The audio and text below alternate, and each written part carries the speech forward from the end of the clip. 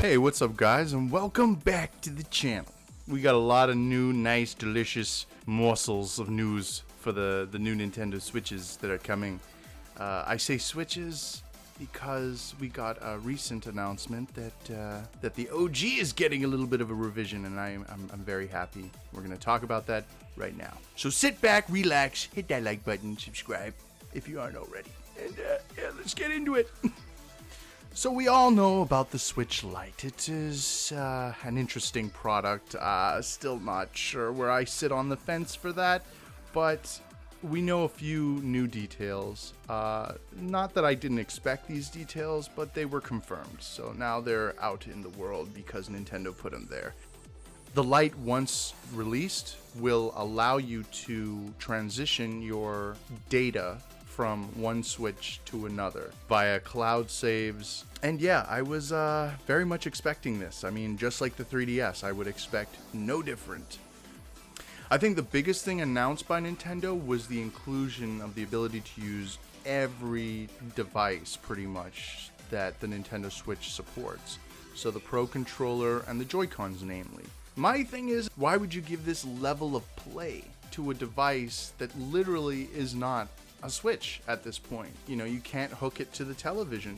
What would be the point of having all these devices for the portable, especially when there isn't a kickstand built in? Yes, you'll have to buy a kickstand if you want to play in this tabletop kind of mode, but I just don't see too many consumers being all on board with this, and that's why I'm convinced that the Lite is actually gearing more towards the casual gamer.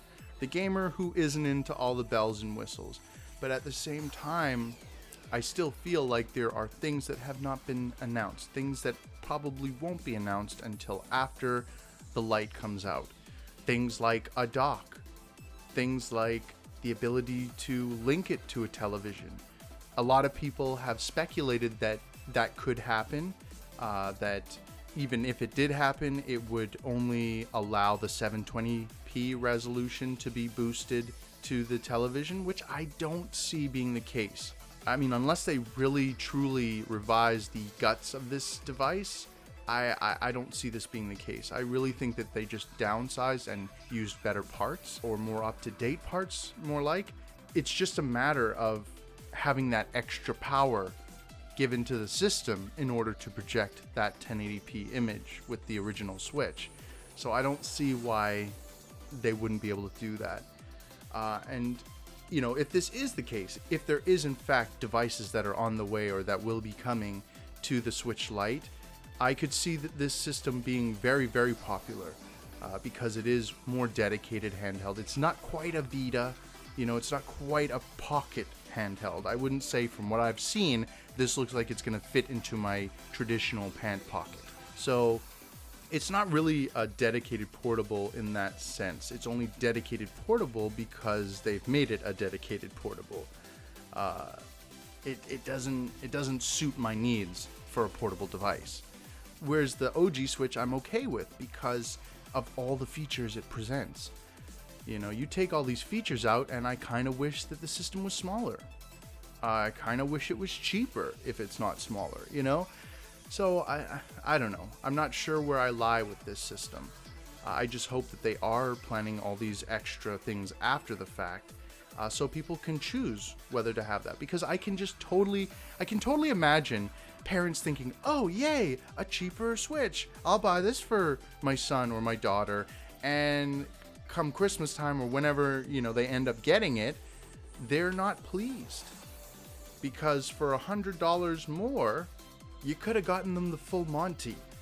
Like, I can't imagine children and even gamers, like, at this point, after 2 years of watching why the Switch is the Switch, why the Switch is so cool, I don't see them wanting any less than that. Even for the price drop, it just doesn't add up to me unless there are things coming, you know?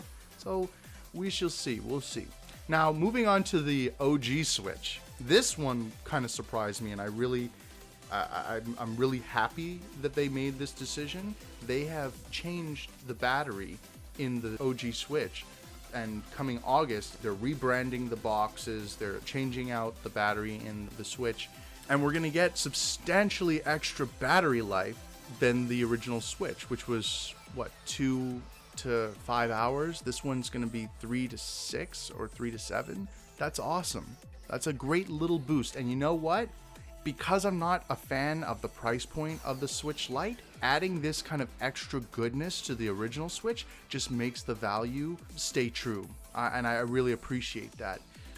That's all I have to say about the OG Switch. You know, it's exciting, it's cool, but I guess the more important thing to note here is looking at, you know, I expected the Switch Lite to fall more into the Switch Pros area.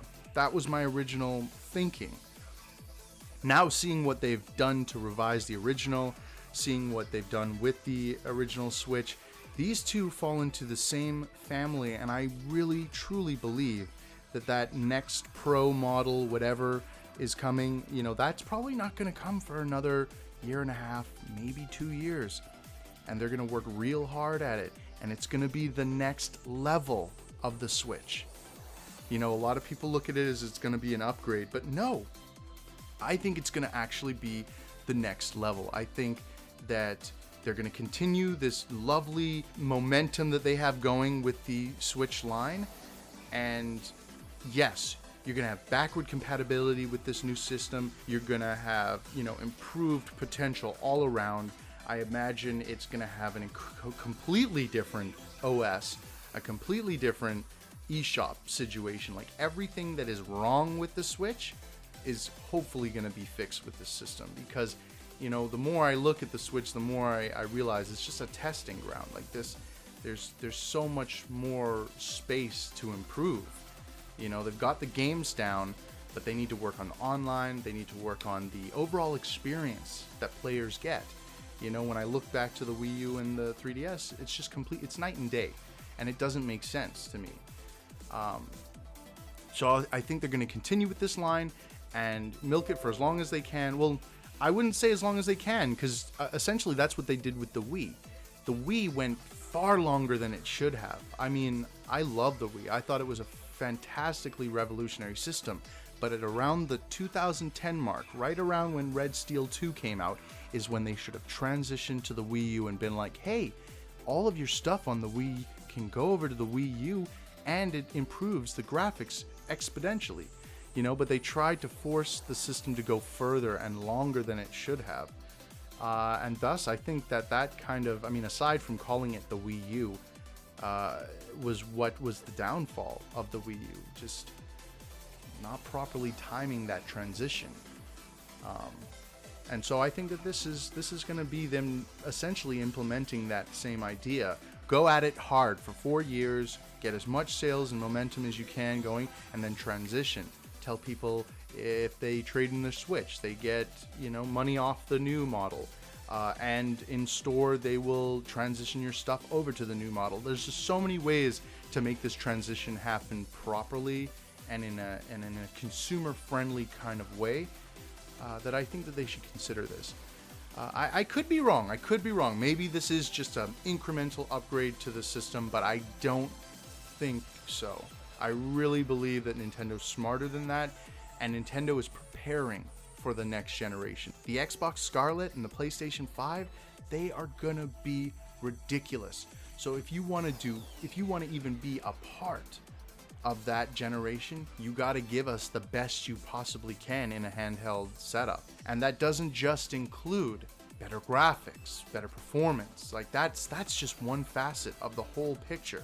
So you've got to start thinking about how you can improve the experience all around. What can be done to make the Switch an even better system, creating even more momentum. I will be going more into detail on that topic in another video. I really hope you guys enjoyed the video today. If you did, leave a like, comment, let me know what you think about these new systems. Let me know what you think about Nintendo's decisions with the Lite, and I will see you in the next video. Take it easy, my friends.